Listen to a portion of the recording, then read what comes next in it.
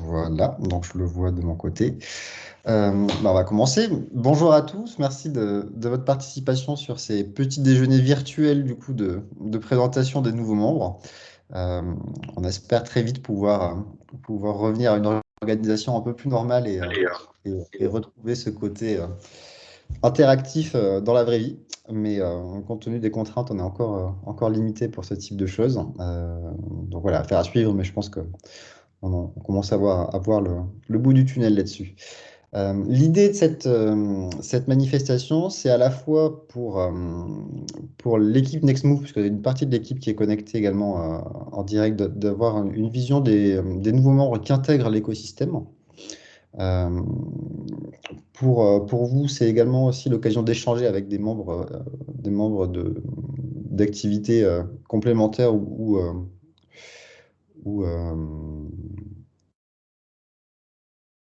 ou pas, complémentaires ou qui représentent la diversité en fait des métiers de la filière, puisque c'est ce que j'étais en train d'essayer de dire. Alors, quand on est sur la mobilité, l'automobile, on a un aspect qui est extrêmement large. Donc c'est aussi l'occasion de décloisonner, de voir un petit peu tout le panel des compétences et des activités qu'on a au sein de l'écosystème. Et comme je vous le disais tout à l'heure, on fait une petite captation des différentes présentations. L'idée étant qu'à terme, toutes les entreprises aient ces petites vignettes de 5 minutes de présentation. Et donc, quand vous recherchez un partenaire ou vous voulez plus d'informations sur une entreprise membre du réseau, vous avez en support ces petites présentations qui viennent illustrer les petits descriptifs qu'on peut mettre dans un annuaire ou des choses comme ça. Euh, du coup, comme on le fait pour les petits déjeuners de façon physique, j'ai pas fait d'ordre de passage puisqu'on n'est pas sur une session de jury, mais sur quelque chose d'un peu plus convivial. Donc, est-ce qu'on a un volontaire pour pouvoir faire la première présentation? Bonjour, moi je veux bien. Allez, c'est parti. Donc, du coup, pour partager, vous avez une petite icône normalement qui vous permet de faire le partage d'écran ou de charger un PowerPoint pour la présentation.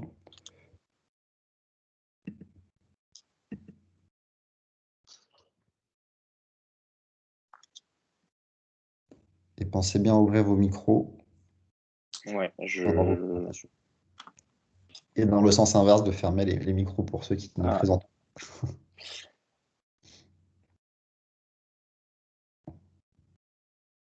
par contre, j'ai un problème avec la présentation. Je peux pas présenter.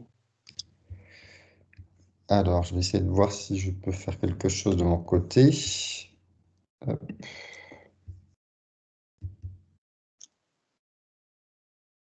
Alors, je suis en train de me rendre compte que, si partager du contenu. Hop.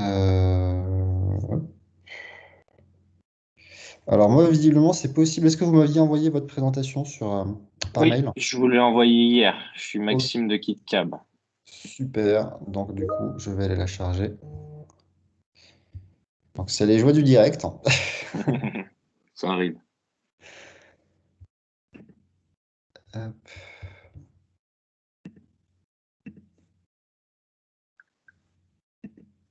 On va aller récupérer chez moi, partager. Bonjour à ceux qui nous rejoignent à l'instant. Nous sommes en train de charger la première présentation pour les retardataires. Hop.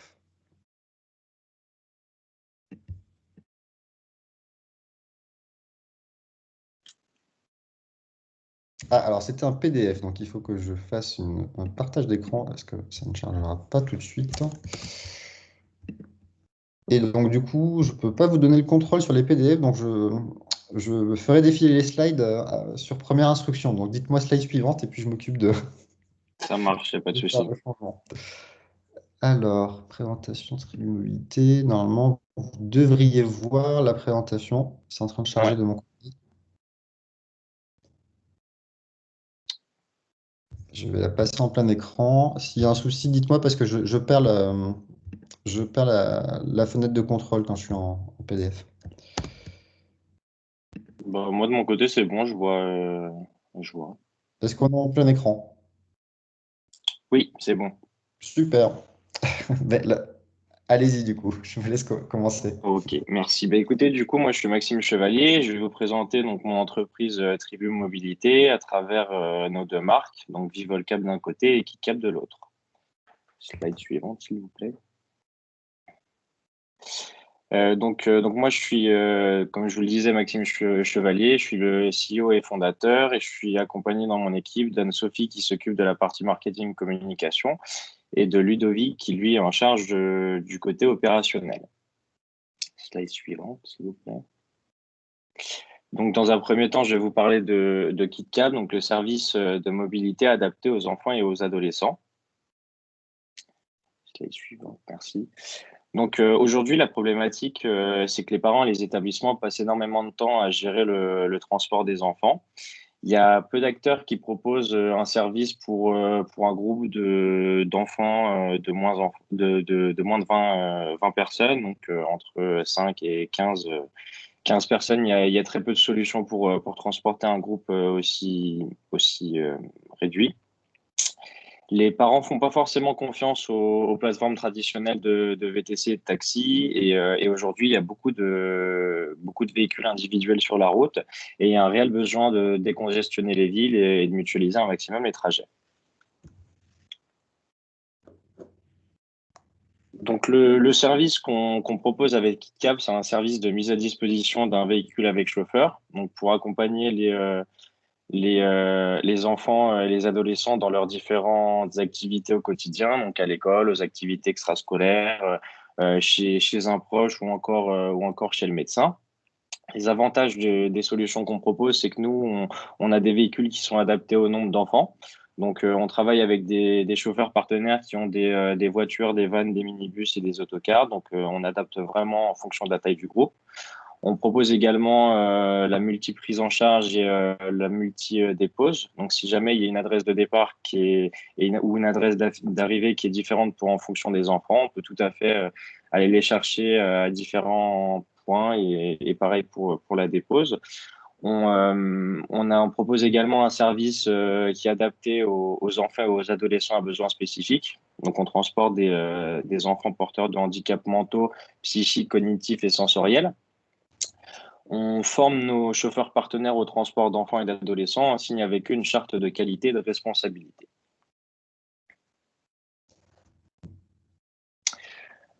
Au niveau des cibles, donc on a deux types de cibles. D'un côté, le B2C avec les particuliers directement et de l'autre côté, le B2B avec les écoles et les établissements spécialisés, les associations sportives et plus largement toutes les associations extrascolaires, donc culturelles, musicales, les entreprises et comités d'entreprise et les collectivités.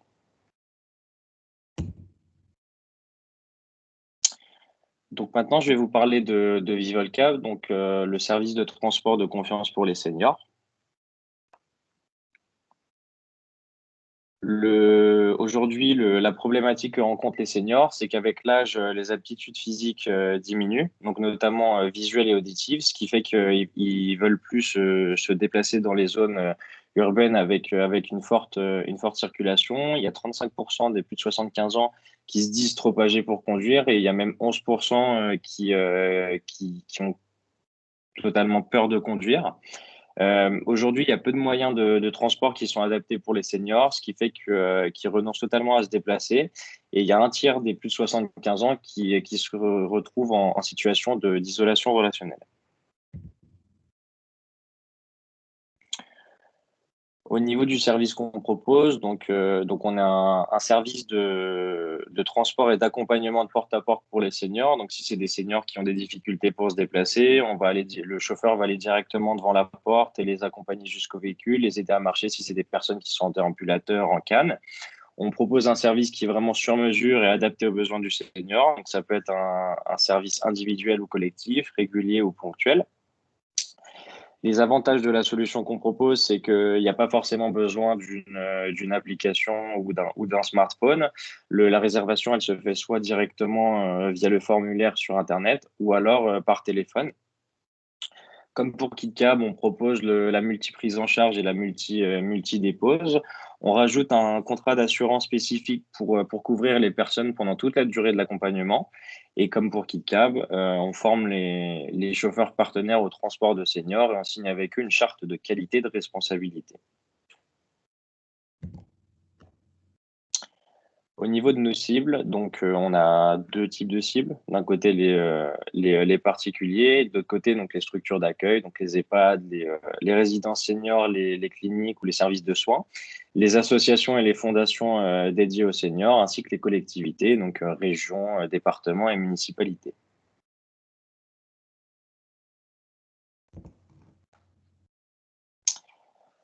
Au niveau des chauffeurs partenaires avec lesquels on travaille, donc c'est tous des professionnels du transport qui sont soit VTC, LOTI, voire autocaristes pour ceux qui transportent à travers des autocars. Ils sont sélectionnés minutieusement par notre équipe et doivent tous détenir le brevet de secourisme, un casier judiciaire vierge, 50 permis.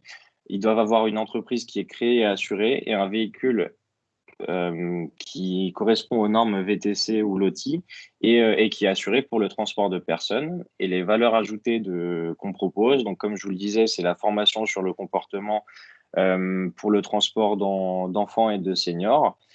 Évidemment, les règles sanitaires en temps de Covid. Et on vérifie également mensuellement les documents des chauffeurs pour voir qu'ils sont bien à jour, donc notamment les points sur le permis, le casier judiciaire.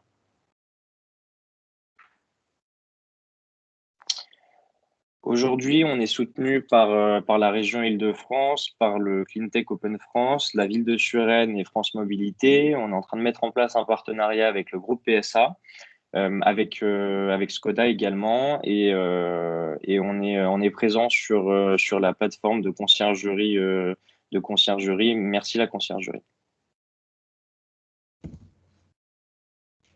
Merci à vous pour votre attention.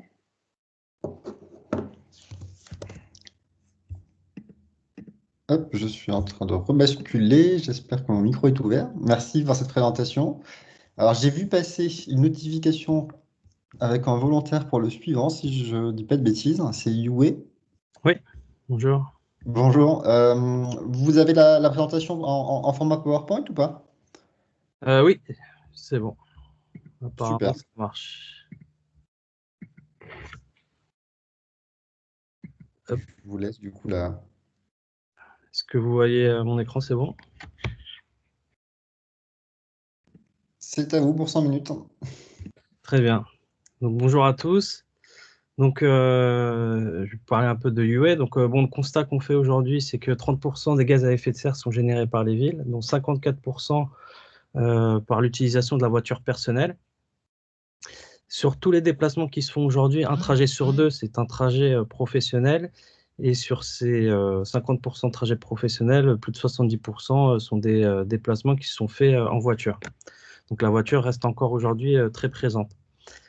Et en parallèle de ça, donc depuis ces dernières années, on a de plus en plus d'alternatives qui s'offrent à nous, donc que ce soit le développement de la micromobilité, tout ce qui est taxi VTC, et puis le covoiturage et le car sharing. Et on peut voir pour chaque mode de transport qu'on a énormément d'acteurs aujourd'hui qui sont présents sur ce marché.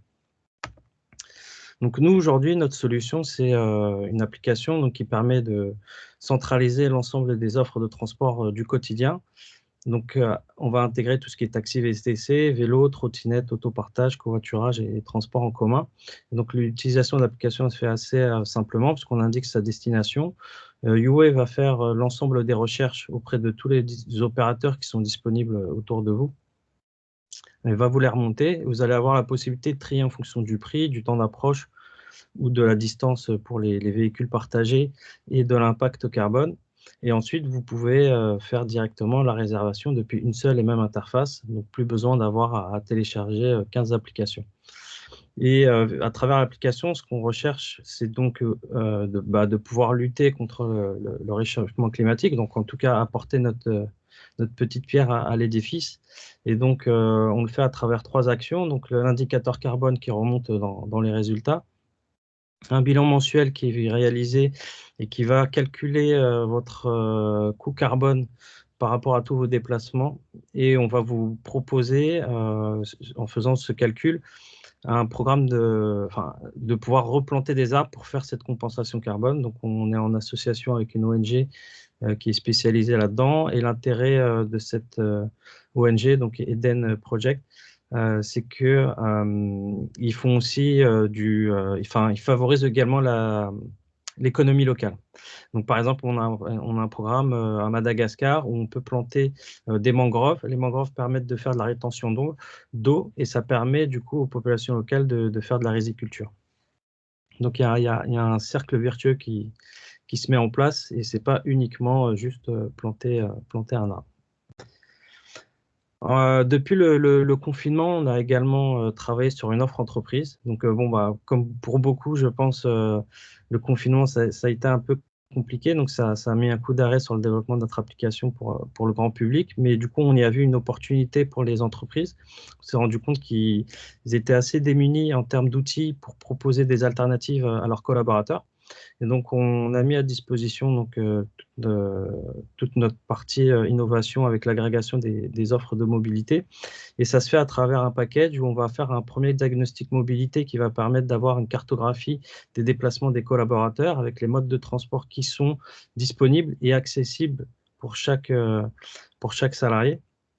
Et grâce à ça, on va pouvoir proposer une application en marque blanche qui est personnalisée en fonction des besoins et des objectifs de l'entreprise. Et donc là, il y a tout un travail où on va à la fois intégrer les opérateurs qui sont privés, disponibles sur site, mais également pouvoir faire l'intégration de flottes de vélos partagés mis à disposition par l'entreprise ou d'autopartage. Et on couple ça aux dispositifs légaux qui existent aujourd'hui. Donc, on a le forfait mobilité durable. On a également le crédit mobilité. Et l'idée, alors, c'est pas d'être un établissement bancaire, mais c'est plutôt de se connecter à au PSP de l'entreprise et pouvoir rendre accessibles les cagnottes. Et donc, avoir directement depuis l'application le montant, alors soit du forfait mobilité durable, soit le crédit mobilité, et pouvoir les utiliser à travers l'application.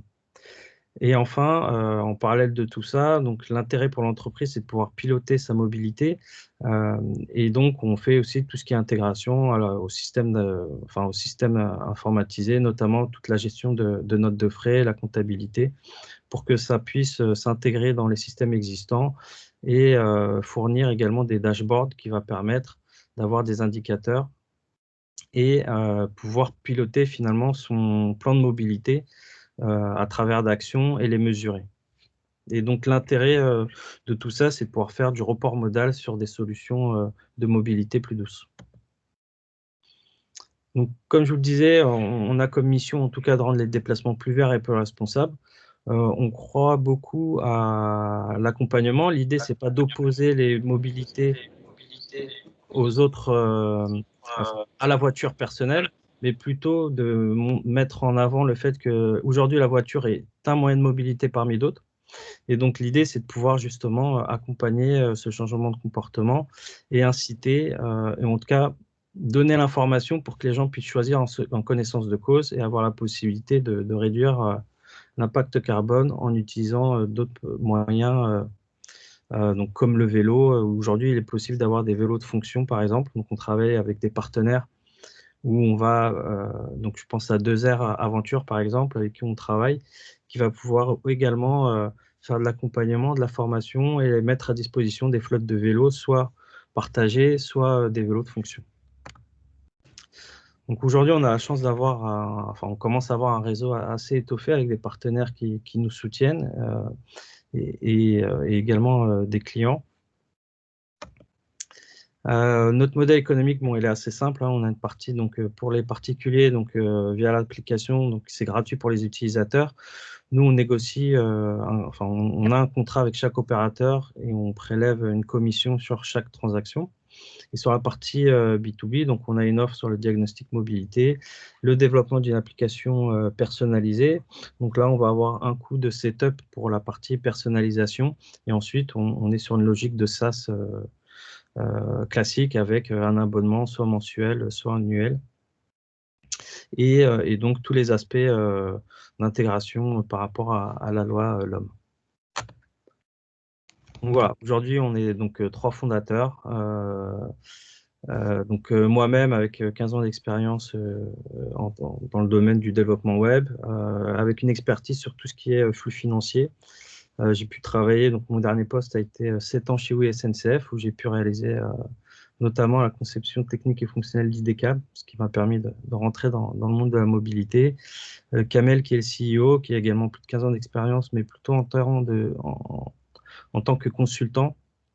Et sa spécialisation, donc c'est tout ce qui est reporting décisionnel.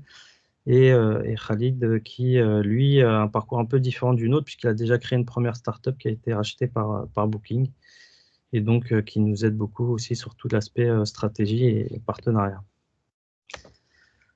Voilà. Et puis peut-être un dernier mot, je suis présent au salon d'autonomie, donc si certains le sont également, n'hésitez pas à nous rejoindre sur notre stand, à prendre contact.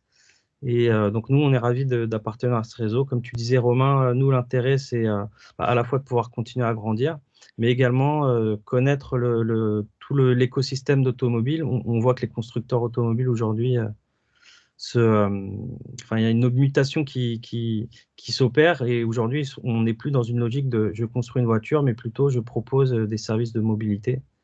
Et c'est en ça où il est intéressant d'être présent dans cet écosystème. Merci. Merci beaucoup. Oui, effectivement, la filière au sens large hein, de l'automobile et de la mobilité évolue et on tend vers une convergence entre les différents acteurs. Et je pense qu'à l'issue des présentations, on verra que le spectre justement des compétences est assez large et que les opportunités d'interaction sont assez fortes entre les acteurs. Du coup, c'est un peu perturbant. Je me vois en 3 ou 4 fois sur sur la présentation.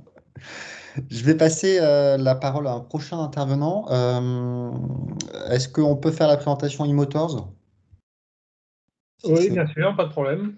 Ouais, bah, je vous laisse prendre la main du coup et charger le PowerPoint. Alors, normalement, je vais pouvoir partir le contenu de mon ordinateur. Sur un peu de. Je suis là en support si besoin. Ouais, partager le contenu, oui. Pourquoi il ne veut pas me le mettre? Alors.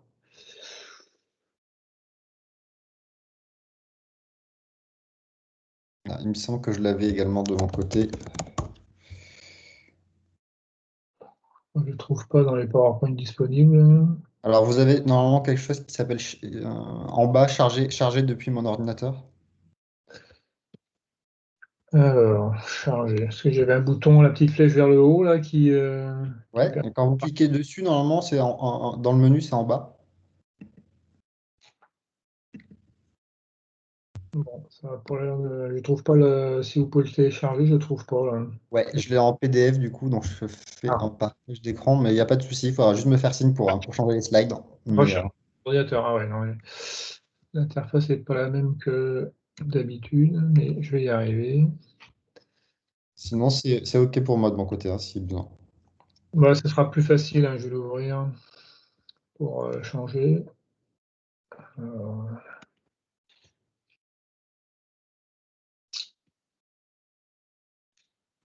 donc c'est en train de télécharger, vous me direz quand vous verrez mon écran.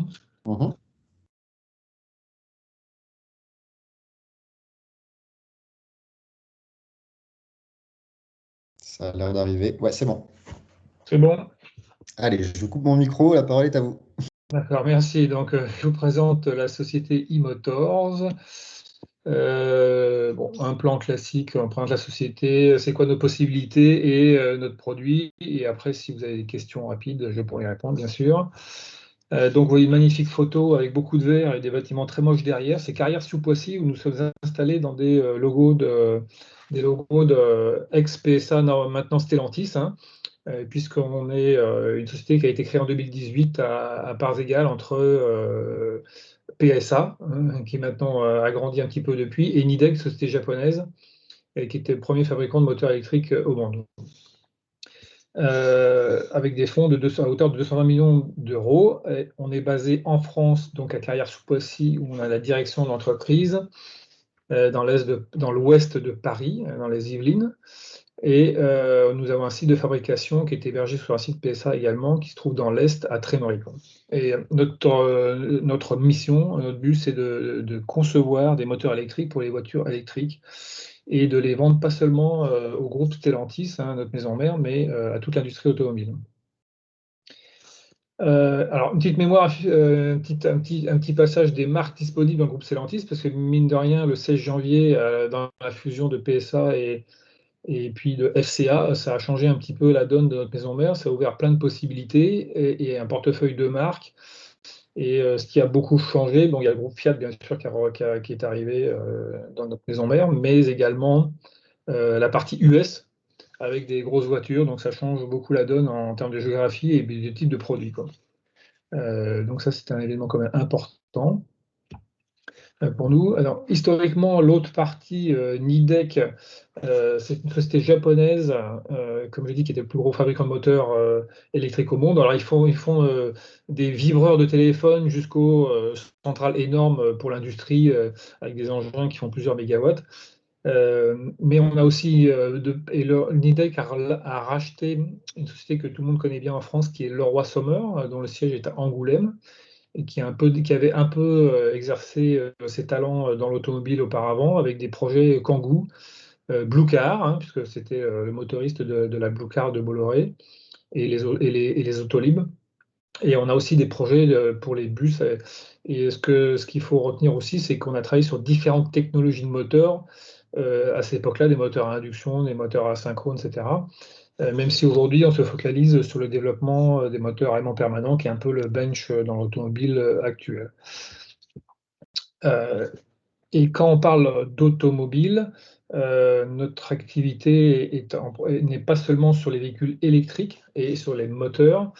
Donc, quand on parle de moteur électrique, en fait, il y a trois organes importants dans un moteur électrique. Il y a la machine elle-même, c'est l'électrotechnique. En deux, il y a l'onduleur, c'est la petite boîte noire qu'on voit sur le schéma de droite en haut, qui est une bête électrique qui à la fois a de la commande et de l'électronique de puissance, pour transformer le courant de la batterie qui est du continu en alternative pour piloter les moteurs. Et le troisième gros morceau, c'est le réducteur, qui est séparé ici. Et comme je précisais, on travaille sur les véhicules électriques, et dans les véhicules électriques, il y a les véhicules électriques purs, qu'ils aient des batteries ou des piles à combustible, mais aussi les véhicules hybrides, puisqu'on fournit aussi des parties actives pour les moteurs hybrides, et je développe ça un peu après. Donc, à Carrières-sous-Poissy, on a installé un centre de validation complet, c'est-à-dire qu'on peut valider une chaîne de traction électrique complète, des composants seuls, mais également jusqu'au ce qu'on appelle le 2 en 1, machine et onduleur. La machine 3 en 1 avec le réducteur. Aujourd'hui, on utilise des réducteurs de PSA, mais on a un bâtiment dédié qui permet de faire toutes les validations que je n'ai pas détaillées ici, mais c'est des investissements de plusieurs dizaines de millions d'euros qui sont dans les bâtiments de Carrières-sous-Poissy où nous louons de la surface, en fait. Ça nous a évité de partir d'un greenfield. Les économies sont assez conséquentes. En ce qui concerne l'usine, nous sommes également pas hébergés parce qu'on loue, mais sur un site de PSA qui historiquement faisait des moteurs diesel. Donc c'est à Trébris, à côté de Metz, dans l'est de la France. En 2022, on aura notre premier démarrage série. Donc aujourd'hui, on est en train de monter les lignes de production. On a un atelier pilote. Et en 2025, l'objectif, en suivant PSA, c'est de faire 1 million de moteurs par an. Et quand je dis PSA, c'est qu'avec effectivement l'arrivée de FCA et la création de Stellantis, ça sera sans doute, ça pourra être beaucoup plus élevé que ça. Ça, c'est pour notre implantation géographique actuelle, sachant que Stellantis est dans le monde entier. La Chine, c'est le plus gros marché au monde, et les États-Unis, le deuxième marché au monde. Et les États-Unis, c'est avec les marques Jeep et Dodge, il y aura sans doute des implantations à venir dans ces pays-là. En ce qui concerne les produits eux-mêmes, donc ce graphique montre un petit peu le système modulaire qu'on a adopté pour nos gammes de moteurs. En fait, on a deux diamètres de parties actives. On a des gros moteurs quelque part avec des diamètres de 210 mm des parties actives qui sont des machines à aimant permanent, hein, qui est un peu le bench qui a été mis sur le marché par Tesla, que tout le monde suit un petit peu, même si ce n'est pas à 100% que des moteurs à aimant permanent. On a des gros moteurs qui en fait, un système modulaire qui permet d'allonger les parties actives et de faire des puissances et des couples très différents.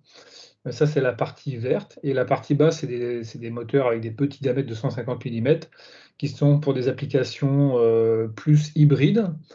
Par exemple, un de nos clients principaux, c'est une autre JV faite par... je cite PSA parce que c'était effectivement a été créé par PSA. Maintenant Stellantis, mais qui fait des transmissions avec des moteurs intégrés à l'intérieur. Donc les parties actives, comme on le devine sur les petits dessins, les parties actives rotor-stator, mais également l'onduleur qui pilote ce moteur, sera dans une boîte de vitesse, une IDCT, qui s'appelle DT2, hein, c'était annoncé dans la presse. Donc ça, c'est pour les parties hybrides. Donc on fait plutôt des gros moteurs pour les applications véhicules, moteurs de traction véhicule, et en bas des applications pour les applications hybrides. Sur la partie droite, vous avez aussi le système d'onduleurs. On essaie de faire des plateformes d'onduleurs qui permettent de ne pas repartir à zéro sur les développements dans toutes ces applications. Bon, je ne détaille pas plus que ça, mais bien sûr, s'il y a des gens qui sont intéressés, on pourra en reparler plus précisément. Je précisais tout à l'heure les réducteurs. Aujourd'hui, on a un accord avec PSA, parce qu'un moteur, ça tourne, pour faire simple, à 15 000 tours minute, mais une roue, ça tourne à 1500 tours minute environ. Donc, entre les deux, il y a un rapport de 10. Donc, il faut mettre ce que moi j'appelle une boîte de vitesse à une vitesse, qui est un réducteur. Ça, c'est les réducteurs de PSA qui ont été développés par PSA pour les premiers moteurs qu'on développe avec eux. Et maintenant, ça va être élargi à la gamme Stellantis et les autres marques du groupe. Et donc, on a un accord avec eux pour pouvoir éventuellement fabriquer, si nécessaire, en dehors du groupe de PSA, les solutions qu'ils ont développées. Bien sûr, à l'avenir, on souhaite monter en compétence sur ça, mais aujourd'hui, on bénéficie de ce qu'ils ont déjà développé. Ça, c'est un exemple, je parlais de modularité. Alors, c'est pareil, je vais le commander très rapidement parce que ça peut devenir très technique. Donc ça, c'est notre petit moteur qui, à la fois, la première application est développée pour des IDCT, hein, des embrayages à des double clutch, je ne sais plus le terme français, là, vous me pardonnez, des IDCT. Mais ça peut être aussi utilisé pour des IRAD ou des moteurs de traction pour des véhicules, pour des petits véhicules urbains. Et voilà, j'en ai terminé sur le produit. Si vous avez des discussions, alors j'ai pas fait de page contact, mais je vous renverrai un slide avec les contacts, le mail, parce qu'on a un LinkedIn maintenant et un site internet et une adresse pour les contacts commerciaux. Donc je renverrai peut-être un slide avec ça, mais voilà. Donc, si vous avez quelques questions, je peux y répondre rapidement, sinon on peut prendre contact après la réunion.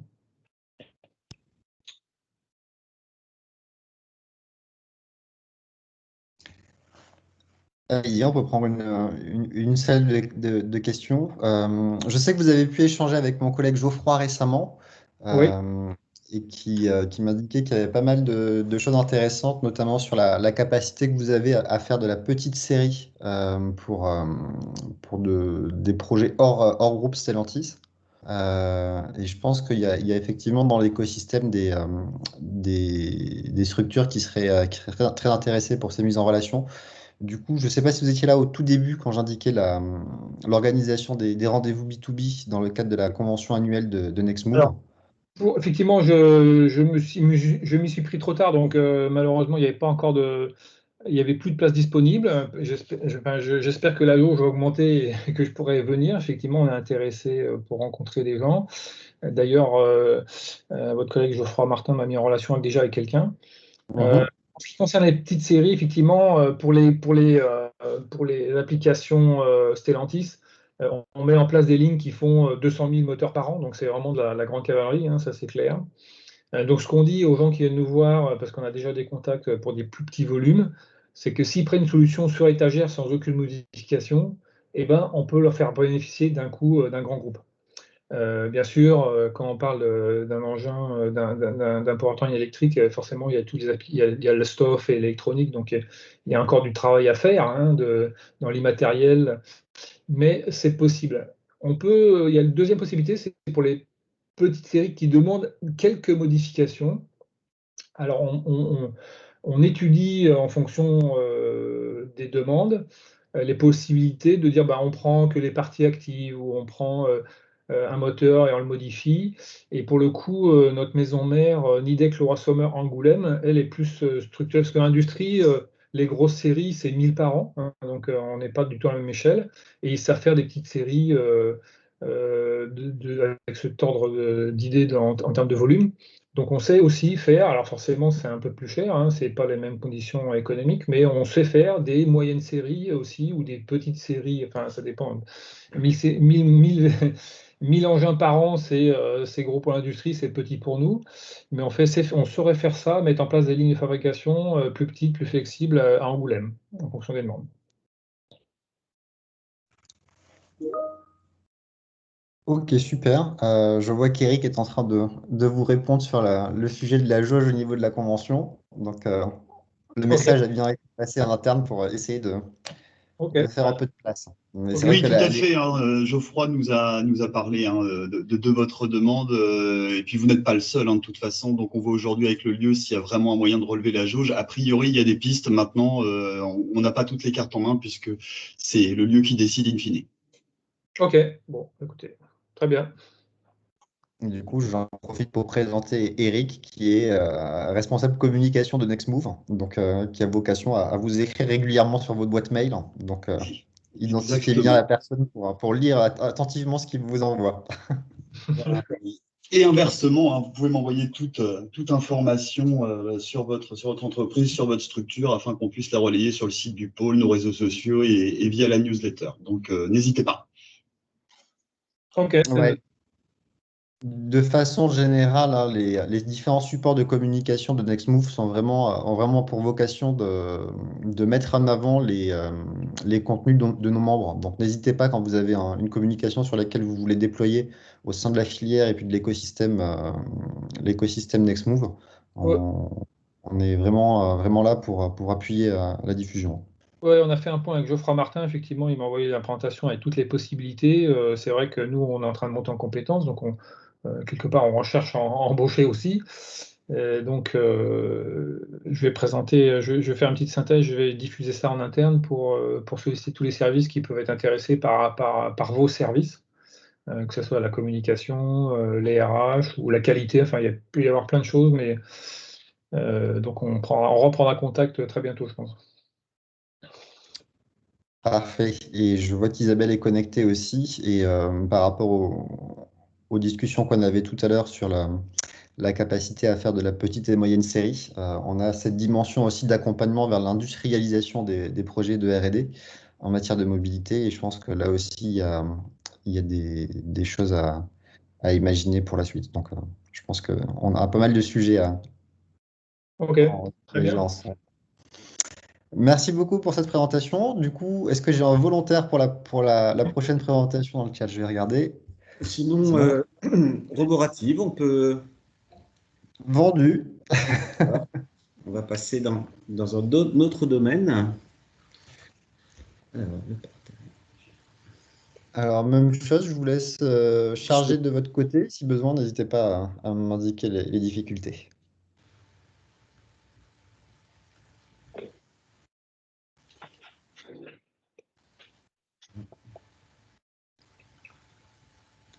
utile.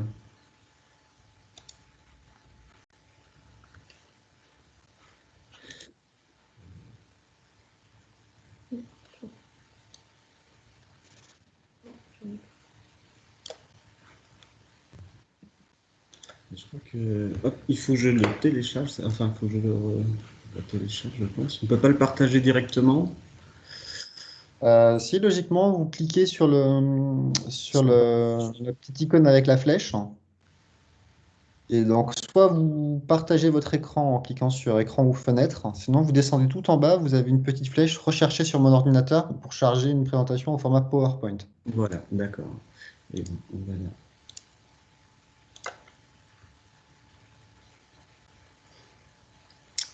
C'est en train de charger. Ouais. Il y a une petite latence le temps que ça arrive sur nos écrans, normalement. Normalement.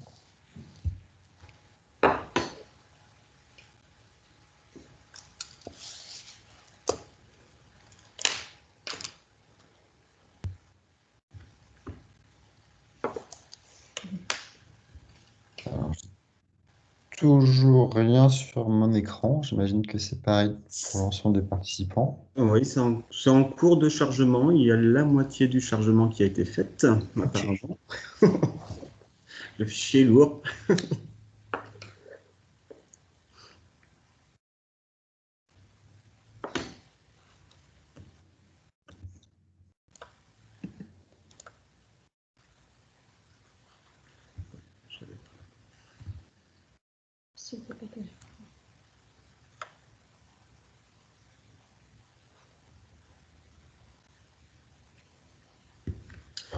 C'est bientôt terminé sur le téléchargement. Ça devrait arriver.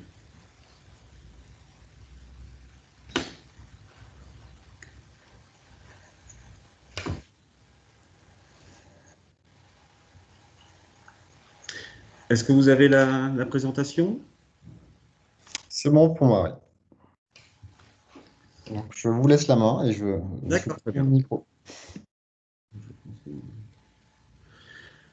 Alors bonjour à toutes et à tous. Donc je m'appelle Jacques Le Boucher, je suis le dirigeant de la société Roborative. Donc nous sommes localisés à Caen. Et donc moi, en 2018, j'ai décidé de tenter l'aventure entrepreneuriale et j'ai donc créé la société Roborative après avoir quitté mon poste de chargé d'affaires et responsable d'affaires dans le domaine de la robotique, l'automatisation et la fabrication de machines automatisées, donc dans un grand groupe français qui est Vinci. Donc notre activité est l'intégration robotique. Alors l'intégration robotique industrielle et de robots collaboratifs. Notre mission, c'est l'étude, la conception, l'installation d'automatismes et de robots, essentiellement donc à destination des industriels, donc en B2B.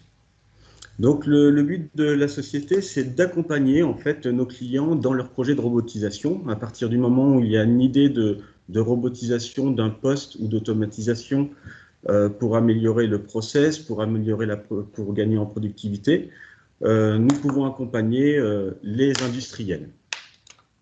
Alors Roborative, nous sommes spécialisés notamment aussi dans la robotique collaborative.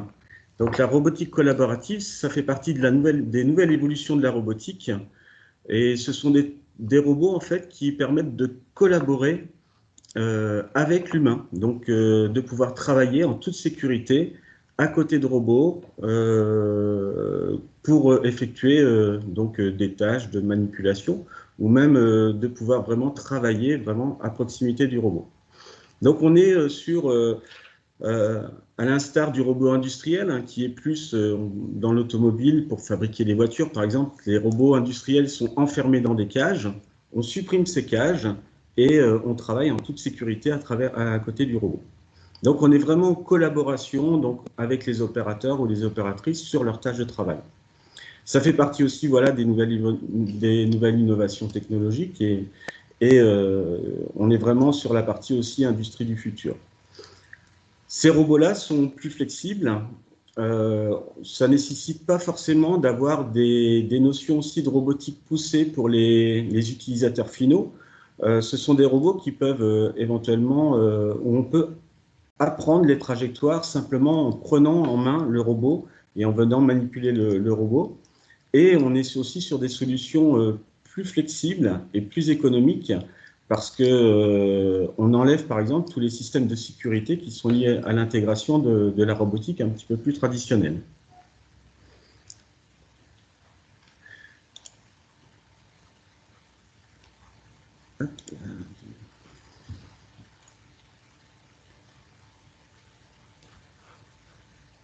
Pourquoi ça ne défile pas? D'accord. Donc la volonté de Roborative, c'est vraiment co-construire co-construire une solution robotisée adaptée aux besoins de nos clients. Donc on s'adapte à la problématique du client sur un projet de robotisation. À partir du moment où on a un client a une idée de robotisation, c'est de pouvoir l'accompagner sur l'audit de son entreprise, voir quels postes peuvent être robotisables, si c'est robotisable éventuellement, et notamment d'effectuer les études de faisabilité. Donc définir éventuellement le type de robot à mettre en place et éventuellement définir les budgets. Combien peut coûter un robot? Notre but, c'est d'accompagner aussi les entreprises qui ne sont pas ou peu robotisées et qui n'ont pas forcément les compétences en interne. Une petite PME n'a pas forcément des compétences en interne pour mener à bien un projet de robotisation. Et le but, c'est vraiment de pouvoir accompagner les dirigeants de PME ou donc des structures dans leur démarche de robotisation. Et définir éventuellement l'élaboration aussi de cahiers des charges.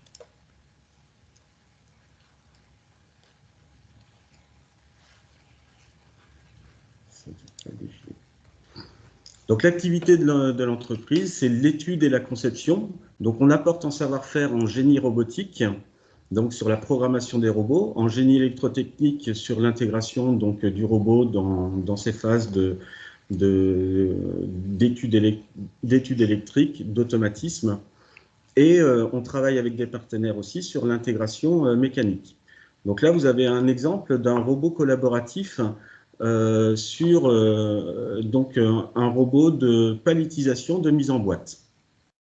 Et donc un autre exemple pour un de nos clients, on a travaillé sur un robot collaboratif de nettoyage. Donc on est aussi sur des robots qui peuvent être déplaçables et aussi mutualisables à travers l'entreprise, dans l'entreprise, pour être déplacés sur différentes lignes de production.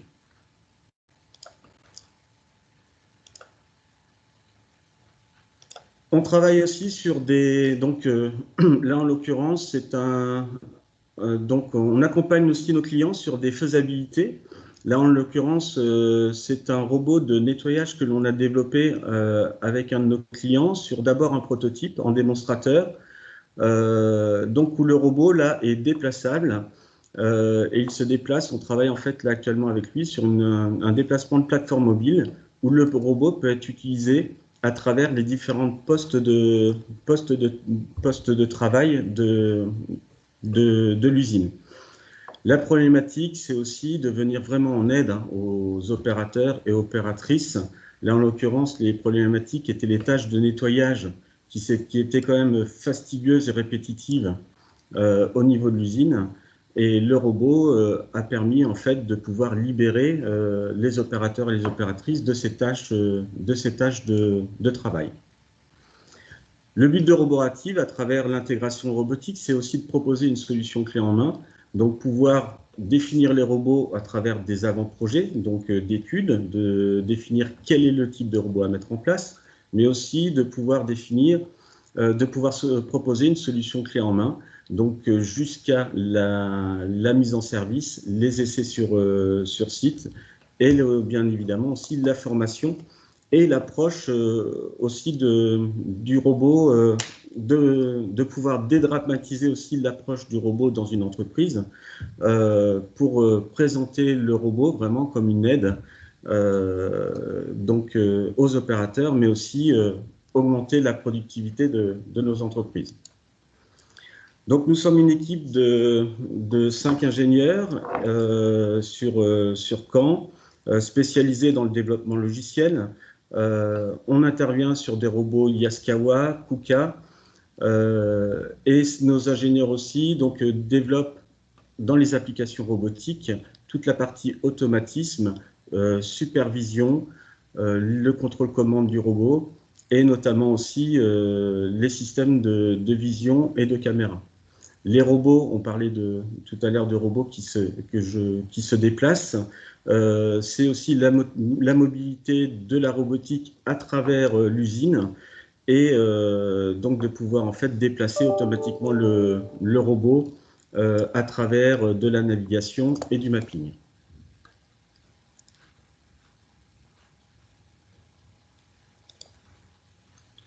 Voilà, donc nous, notre but, c'est vraiment d'apporter une expertise dans les projets de robotisation et vous faire bénéficier des compétences donc humaines et techniques de la société Roborative. Voilà, je vous remercie de votre écoute et puis je reste à votre disposition pour les questions autour de la robotique.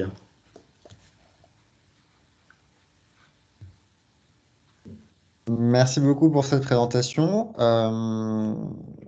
Ce que je vous propose, c'est de poser les questions via le chat, comme ça on poursuit les présentations pour que je puisse libérer tout le monde à l'heure convenue. Et puis on fera un petit tour de table à l'issue des présentations. J'ai vu qu'on avait un volontaire pour la suite avec Alcali. Oui, bonjour, je vais mettre la Bonjour. caméra. Voilà. Vous m'entendez, Laurent Legarf. Je suis cofondateur d'Alcali avec Raphaël David, qui est pas loin de moi. Hop. Je partage mon écran. Parfait. Et je disparais du coup de l'écran et je coupe mon micro. La parole est à vous.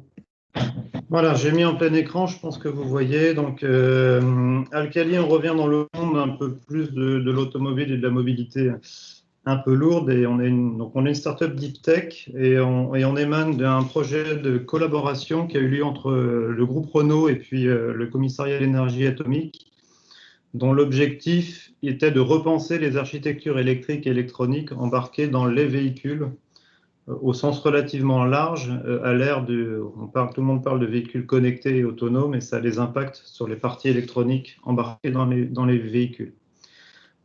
Pour introduire le sujet, on peut parler un peu de mécanique, mécatronique et de logiciel. Sur la gauche là, de l'écran, vous voyez la situation d'aujourd'hui dans un véhicule.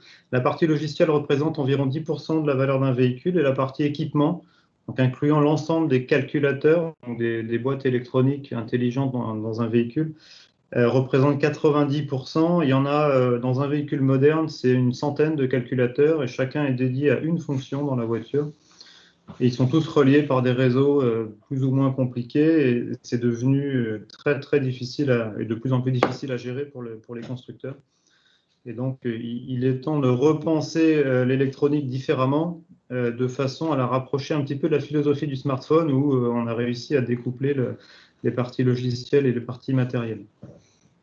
Donc ça s'inscrit dans une tendance de fond qui accompagne donc, le véhicule connecté autonome autour d'une centralisation. Une centralisation, c'est un super ordinateur qui va être capable d'opérer, de gérer beaucoup de fonctionnalités très très différentes de la voiture, très hétérogènes. Donc ça peut être juste des sièges chauffants et des vitres électriques qui sont relativement simples et peu dangereuses, mais ça peut aller relativement loin dans tout ce qui est la partie multimédia connectivité et puis tout ce qui arrive sur les aides à la conduite plus ou moins automatisées, plus ou moins intrusives dans la conduite, qui nécessitent des temps de réactivité, des temps de calcul et de gestion de sécurité qui deviennent très importantes. La partie centralisation, ça représentera en 2030, donc un des calculateurs, des supercalculateurs, ça représentera environ la moitié de la valeur de l'électronique en 2030. Et dans cette valeur, la partie logicielle au sens large représentera plus de la moitié au travers de deux choses. La première, c'est le logiciel en tant que tel. Et puis la deuxième chose, c'est les données, la gestion des données qui devient, ou la production, la gestion et le traitement des données qui devient un enjeu majeur dans ces véhicules qui possèdent aujourd'hui plein de capteurs d'actionneurs et qui sont capables de produire une quantité d'informations impressionnante. Donc, Alcali s'inscrit dans cette transformation. La transformation, elle va opérer aussi sur l'ensemble de la supply chain de l'automobile. Là, c'est l'exemple automobile, c'est le plus simple à comprendre. La situation de gauche, c'est celle d'aujourd'hui. Donc, chaque calculateur, il y a une photo, une image en bas, là, est produite par des fournisseurs dédiés, donc chacun spécialisé dans son domaine. Donc, il y a un certain nombre qui sont listés. Et puis, on bascule progressivement vers la partie de droite où il y a une séparation qui s'opère entre la partie plateforme matérielle en bas, donc la carte électronique relativement puissante avec le ou les processeurs, Dessus est développée une plateforme, un operating system plus ou moins complexe. Il y en a beaucoup aujourd'hui qui existent dans l'industrie automobile. Et puis tout en haut, il y a les fonctions, les fonctionnalités perceptibles par les clients qui sont aujourd'hui classées dans différents domaines, donc driver assistant, tout ce qui est gestion du body, donc du cockpit, la partie powertrain, donc qui s'électrifie, donc qui se simplifie finalement avec l'électrification. Et puis la partie, tout ce qui est IHM, gestion des écrans, il y a de plus en plus d'écrans dans une voiture.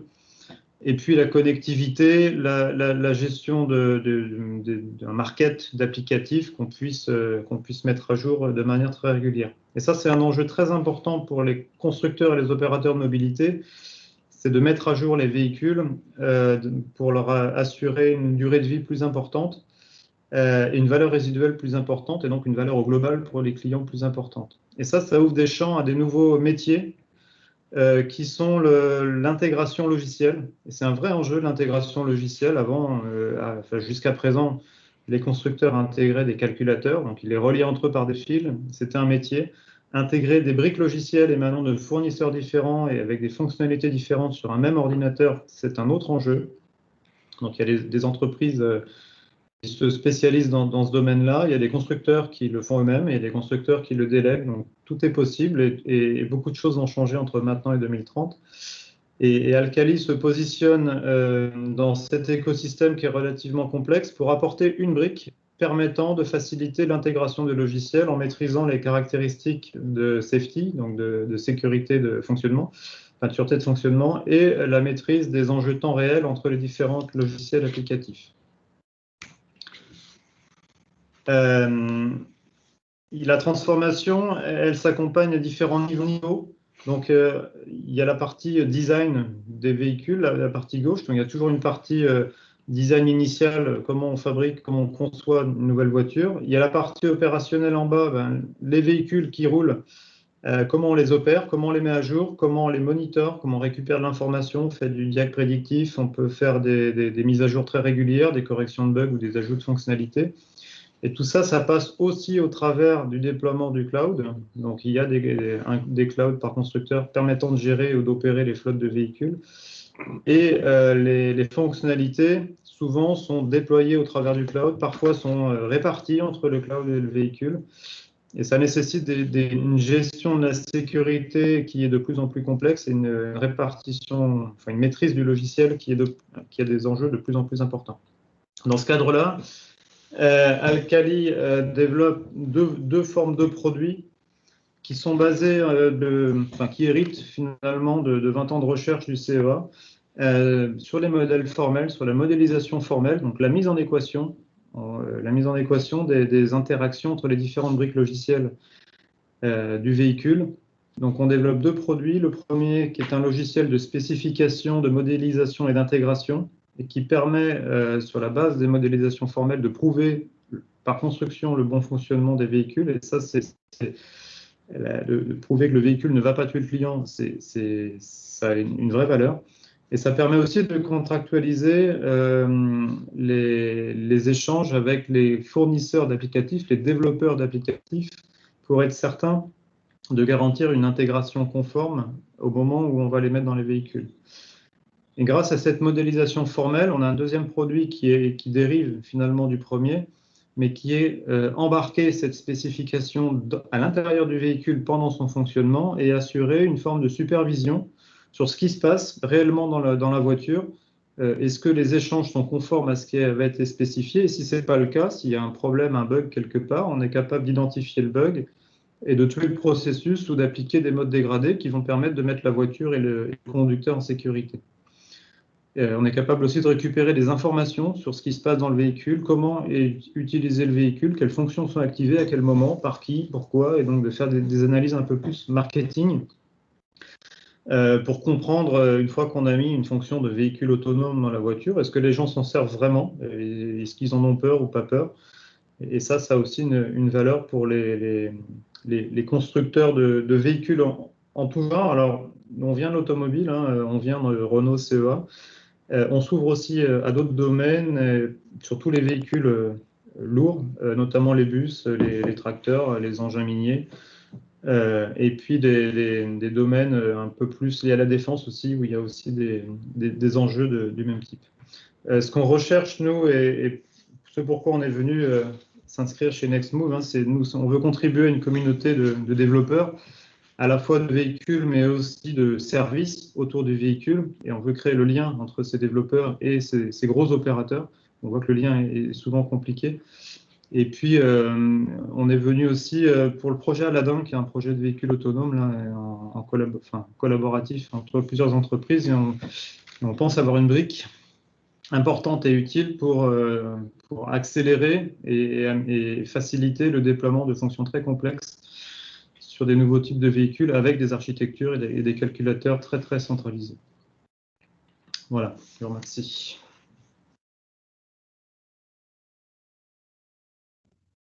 Merci beaucoup pour cette présentation. J'imagine que vous êtes en contact avec Thierry Bapin pour pour Aladdin, côté groupement de PME. On a eu plusieurs contacts, mais finalement, pour l'instant, ça n'a pas trop réagi. Ok. Et on est en partenariat avec Epic & Poc, notamment sur la partie user experience. Donc on discute beaucoup avec Epic & Poc. Mais pour l'instant, là, on n'est pas actif dans Aladdin et justement, on aimerait bien y rentrer de manière un peu plus active. Ok, en tout cas, moi je prends l'info et je transmets en interne à Thierry pour qu'il reprenne la tâche rapidement. Très bien, merci. Merci beaucoup. Et il me semble que nous avons une dernière entreprise pour les pitchs qui devait nous rejoindre en cours de manifestation. Monsieur De Seine. Oui, bonjour, Ouais, vous m'entendez? Super. Alors, je vais partager mon fichier.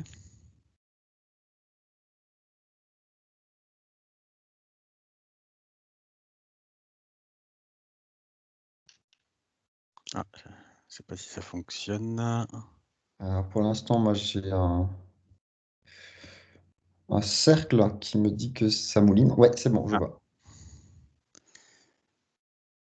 Je coupe mon micro du coup.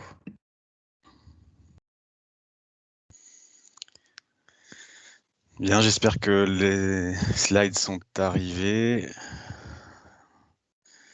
Dites-moi si c'est bon. C'est OK pour moi. Parfait, merci. Bien, bonjour à tous. Donc, je me présente, Nicolas De Seine, et je viens vous présenter l'activité de notre société de conseil qui s'appelle De Seine Conseil. Nous sommes partenaires du réseau depuis cette année et nous proposons nos services pour le développement industriel et managérial des entreprises au travers de deux grands axes qui sont le conseil en performance d'entreprise et le coaching de managers. Alors, notre structure est relativement simple aujourd'hui. Nous sommes deux conseillers, coachs associés dans cette affaire. Je travaille avec mon épouse, Mélanie, et nous avons une salariée à l'heure actuelle et bientôt une deuxième. Alors, pour se présenter un petit peu, puisque ce que nous proposons comme service sont nos compétences, c'est ça que nous commercialisons. Pour se présenter, donc, en quelques mots, mon épouse a travaillé pendant 25 ans dans l'industrie chimique et automobile à différents postes, notamment responsable sécurité, prévention, environnement, responsable Kaizen, Lean Manufacturing, et puis des postes de management en fabrication et dans le domaine de la qualité. En ce qui me concerne, j'ai un parcours de 22 ans dans l'automobile. Je suis ingénieur de formation en mécanique.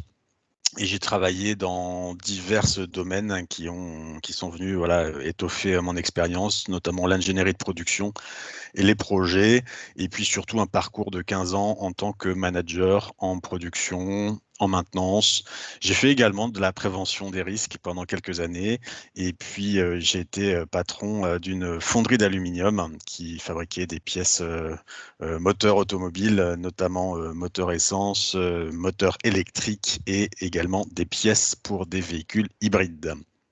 Donc voilà pour nos pour nos parcours et notre présentation. Aujourd'hui, notre société allie donc tout ce savoir-faire, toutes ces expériences, les compétences en management industriel, les compétences en management en général, et puis nous avons aussi aujourd'hui étoffé nos compétences au travers du développement personnel du dirigeant, avec pour objectif d'accompagner les chefs d'entreprise et les managers à développer une performance économique, industrielle, qui soit à l'image de leurs valeurs, en fait. Ça, c'est des choses importantes pour nous. Dans notre façon de travailler, nous sommes dans l'authenticité, dans le partage, dans la co-construction.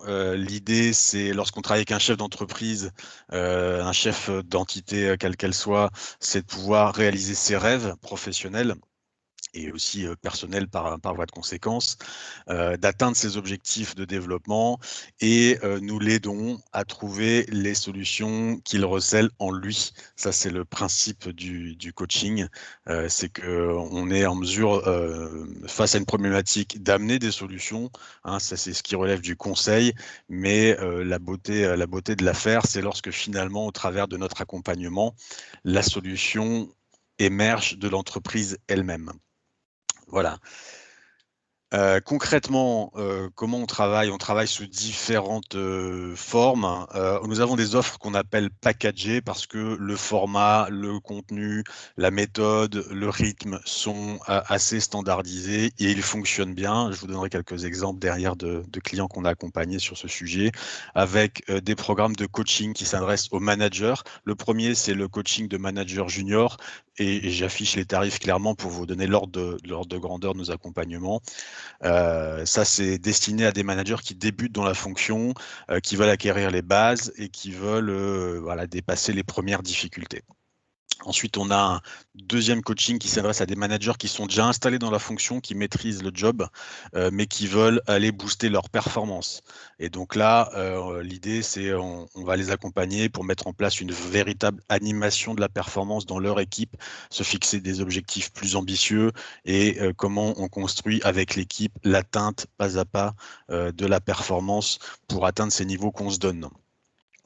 Et puis pour les managers, deux managers qui ont une grosse équipe et qui ont besoin là aussi de changer un peu d'échelle et de réveiller toute l'animation managériale de leur équipe, nous avons un programme plus ambitieux, plus long, qui s'appelle le programme coaching manager de manager, où là, on va travailler tous les leviers qui sont autour de la cohésion d'équipe, de la fidélisation de l'équipe, de l'implication des collaborateurs, la motivation, pour créer véritablement un projet d'entreprise et créer une équipe unie et soudée autour de son chef pour atteindre un objectif commun, là aussi très ambitieux. Voilà, ça ce sont pour les offres packagées. Et puis bien sûr, on est capable de s'adapter aussi à différents contextes parce que l'objectif, je l'ai dit tout à l'heure dans nos valeurs, c'est quand même que le client atteigne ses objectifs à lui et ses rêves de patron, de chef d'entreprise. Et donc forcément, on s'adapte, on est à l'écoute. La première chose qu'on fait, quel que soit le produit sur lequel on envisage de partir et quel que soit le client en face, la première chose, c'est l'écoute. Et on est là pour écouter quel est le besoin du chef d'entreprise et y répondre. Et donc, on a aussi des programmes qui sont à adapter. Là, pour le coup, je ne vous affiche pas les tarifs parce que là, ils sont bien évidemment à reconsidérer à chaque cas. Chaque entreprise est de taille différente, un objectif différent. Et donc, forcément, là, on est sur du cas par cas. Mais on a un programme qui, quand même, est structuré pour s'adresser à des patrons d'entreprise qui sont au stade où ils veulent remettre en question clairement sur la table la stratégie de leur entreprise et la vision sur laquelle ils veulent emmener leur entreprise à un horizon de 3 à 5 ans. Donc on est là pour travailler avec eux sur le diagnostic de l'existant, que ce soit les moyens, que ce soit les pratiques managériales, que ce soit l'organisation, et élaborer ensuite ensemble une stratégie pour booster la performance économique. Ce sont quand même des programmes qui s'adressent à des PME, des TPE, voilà, des PME.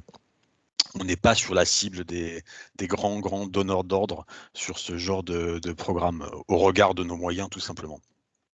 L'idée, c'est quand même avec ces patrons de PME d'arriver à construire une vision, de partager des objectifs, de mettre les organisations qu'il faut en face pour pouvoir les atteindre, responsabiliser davantage les équipes. On a quand même souvent face à nous des chefs d'entreprise multifonctions qui font tout, hein, clairement, qui travaillent du soir au matin, qui travaillent 6 jours par semaine. On en a même un qui travaille 6 jours et demi par semaine, et donc qui à un moment donné veulent tout chapeauter, tout gérer, et qui sont un petit peu au bout de ce système. Et l'idée, c'est de pouvoir les accompagner pour mettre en place des équipes plus responsables, plus autonomes, de déléguer, et finalement pour le patron de pouvoir prendre du recul et d'envisager l'avenir avec du recul et construire quelque chose d'un peu plus lointain que le simple quotidien de patron qui gère tout. Voilà. On a également d'autres produits que nous proposons et sur lesquels nous travaillons déjà, qui concernent notamment les outils de la qualité, parce que c'est un incontournable du monde industriel automobile d'aujourd'hui. Les fournisseurs de l'automobile, quel que soit leur rang, ont besoin d'être certifiés ISO, IATF, et on est là pour les aider à faire un diagnostic et un plan d'action pour aller, on va dire, cocher toutes les cases attendues et répondre aux exigences des différentes normes. Et puis, on est également capable de faire ce même travail sur la prévention des risques. Alors voilà, on n'est pas un cabinet spécialisé dans la prévention HSE. Nous, toujours, l'angle par lequel on travaille, c'est le management. Donc, notre prestation dans ce domaine, c'est comment on met en place un système de management et comment on le fait vivre, surtout. Autour de la sécurité. Voilà, ce sont des exemples de prestations à la carte sur lesquelles on peut proposer nos services. Aujourd'hui, les clients avec lesquels on travaille sont assez variés. Notre arrivée dans le réseau Next Move va être pour nous l'opportunité d'aller se rapprocher du monde de l'automobile, puisque vous voyez qu'en fait, nous, on travaille toujours sous l'angle managérial et on travaille aussi bien avec des sociétés de transport, d'informatique, d'immobilier, des constructeurs de maisons, des gens qui ont des activités très variées. Et pourquoi on est capable de faire tout ça? Parce qu'on ne s'occupe pas du cœur de métier, on n'est pas là pour apprendre aux gens à vendre une maison, construire une maison ou organiser de la logistique. Ça, c'est le cœur de métier et c'est le job des patrons et ils savent très bien le faire en général. Nous, on aborde l'angle managérial pour lequel il faut bien reconnaître que les patrons sont souvent seuls et sans formation. Ce qui ressort de tous les entretiens qu'on peut avoir, c'est que les gens rentrent dans le management par l'expérience, parce qu'ils sont très impliqués, parce qu'ils sont brillants, etc. Mais souvent assez démunis en termes de formation.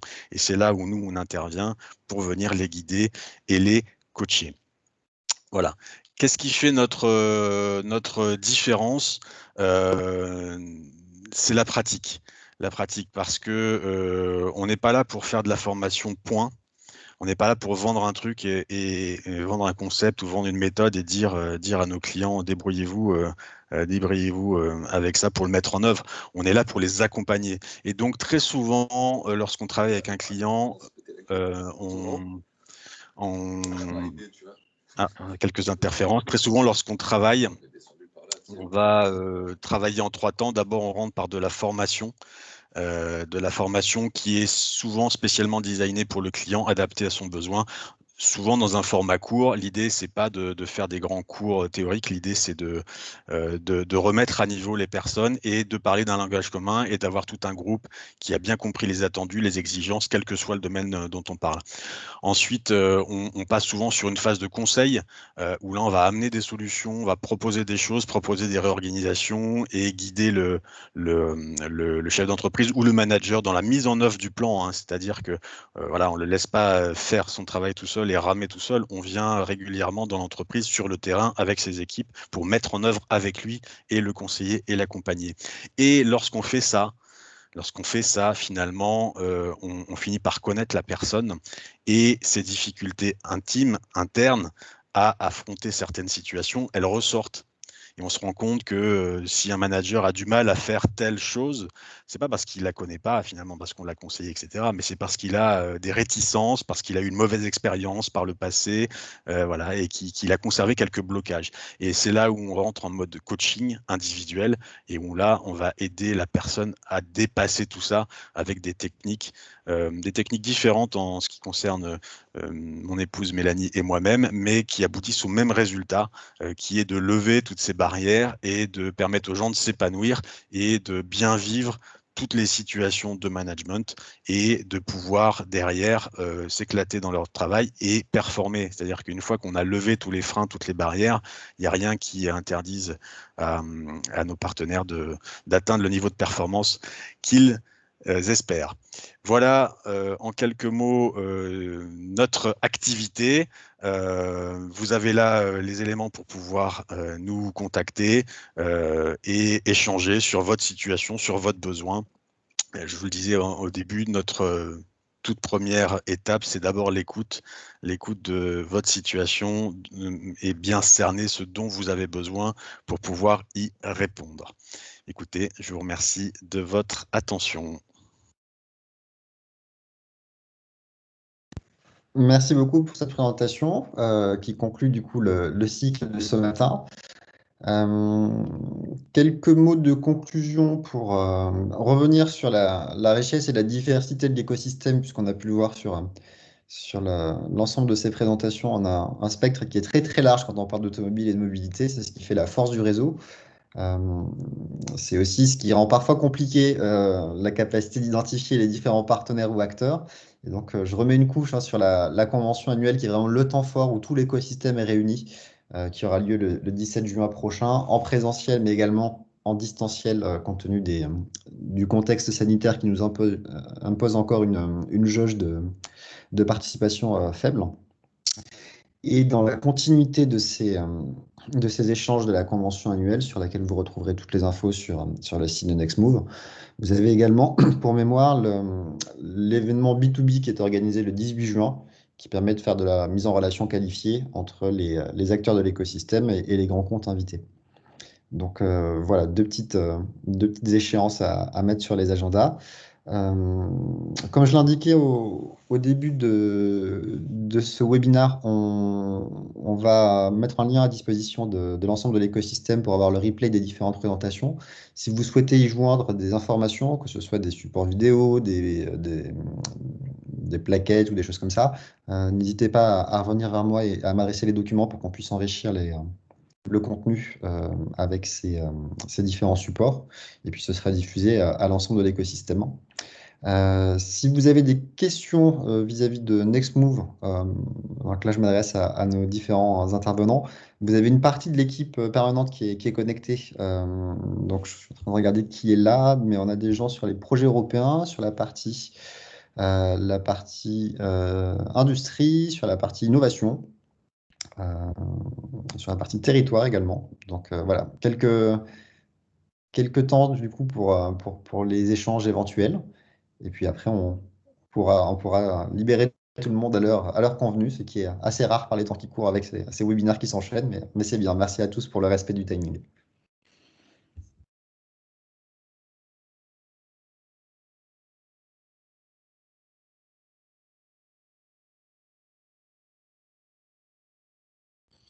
Je serais intéressé pour me rapprocher de la personne qui s'occupe des projets européens. Je sais qu'il y a des initiatives sur toute la partie mobilité et voir comment nous, on peut s'inscrire dans ce cadre-là. Ok, alors qui j'ai de connecter Julia, tu peux faire la mise en relation avec Vincent? Oui, tout à fait. Je vais vous dire faire mon adresse mail là dans le chat. Vous pouvez tout à fait m'écrire. On pourra fixer un petit rendez-vous, un échange. Très bien. Merci. Je vous en prie.